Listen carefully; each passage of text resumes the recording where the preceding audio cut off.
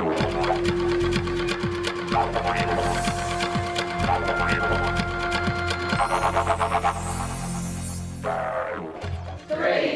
two, one. Tonight, an historic moment. NITV enters a new era.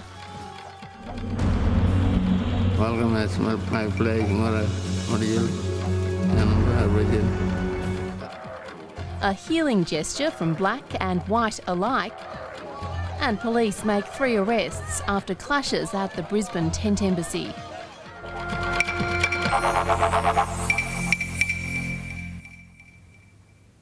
Good evening and welcome to NITV News. I'm Natalie Armat.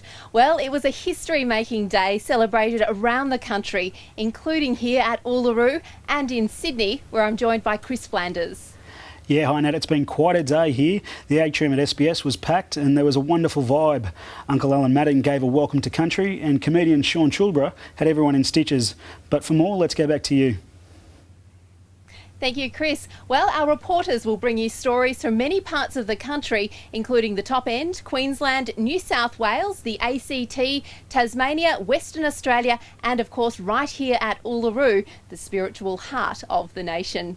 Also tonight, we'll talk to the Prime Minister about Labor's record on Indigenous affairs and constitutional recognition.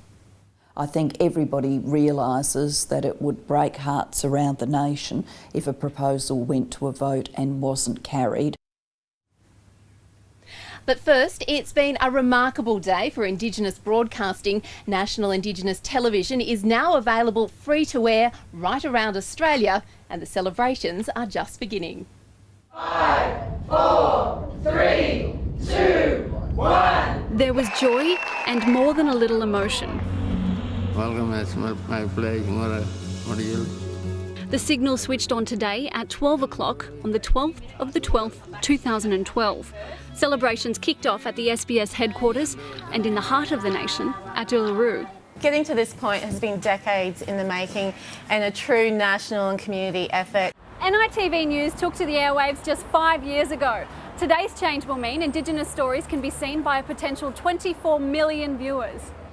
Over in Redfern, the National Congress of Australia's First Peoples celebrated with popcorn and tuned in to the live switchover. It is about us taking control of the stories we want to hear, and we know there's a lot of diversity in Aboriginal and Torres Strait Islander stories right across the country, and this gives us the opportunity to tell those stories, but to hear those stories as well.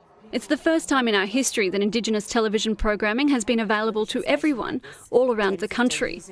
This year, NITV became a part of the SBS family, a move many say makes SBS complete. I just love the way everyone at SBS is embracing it, but just watching the launch and saying their family is complete, the circle is complete with us as the First Nations people.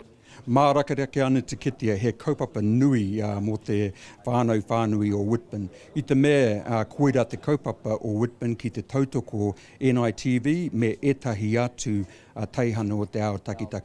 The Indigenous Affairs Minister Jenny Macklin was at Uluru for the launch.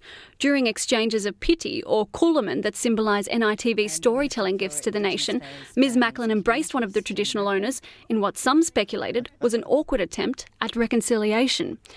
NITV is available on Digital Channel 34 and all its other platforms. Brooke Boney, NITV News. It's free at last. Well, right at the base of Uluru is the community of Murrajulu. It became the focus for the federal government's emergency response back in 2007. Reporter Ryan Little is with me now. And Ryan, you've been talking to the people there. Yeah, that's right, Nat. Now, people are living under the new Stronger Futures laws. They'll be in place for the next 10 years. I took a look around with Elder Bob Randall, who told me how people have fared in the last 5 years since the Army rolled in. And support is available for anyone who may be feeling distressed. You can call the SANE helpline on 1800 137 263, Lifeline on 131 114, or Beyond Blue on 1300 224 636. Still to come, the consumer watchdog warns art dealers against art fraud.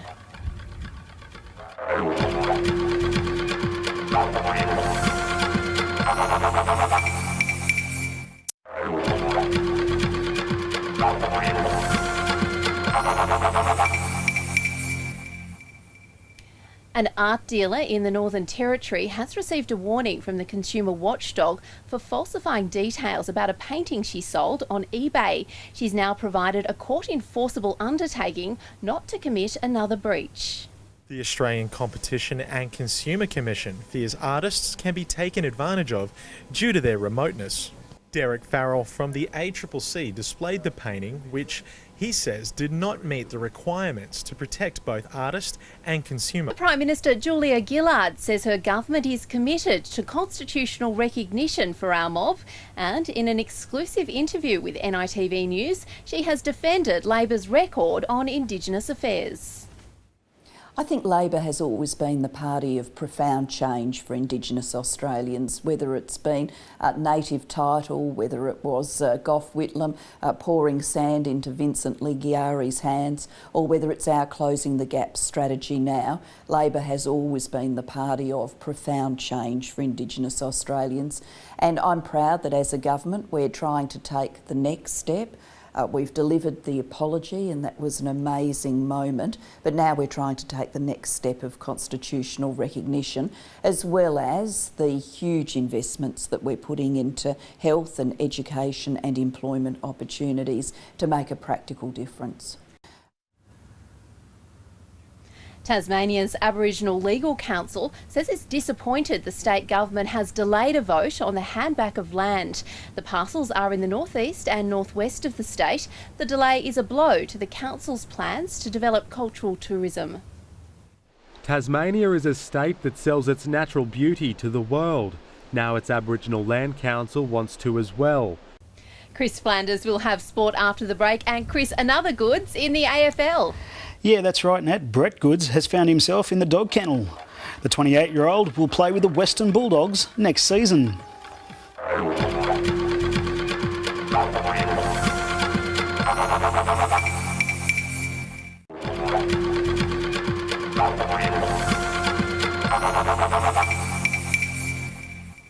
Welcome back. Brett Goods is back at work, but in a brand new role. The brother of Sydney Swans star Adam went straight into training after being selected in the rookie draft, proving it's never too late to start. Until this week, Brett Goods was working as a player wellbeing manager with the Western Bulldogs, helping their younger stars think about life and work after football. Let's take a look at the weather now. A well-developed thunderstorm can be seen in the south coast Gulf of Carpentaria. A broad low creates an extensive area of cloud with some thunderstorms across most of Western Australia and the west of the Northern Territory. A ridge of high pressure will keep skies in the east much clearer. Overcast in Ullabella, but Tennant Creek, Yuendamu and Alice Springs can expect thunderstorms. Much the same as we head north through Nhulunbuy, we can expect some patchy showers.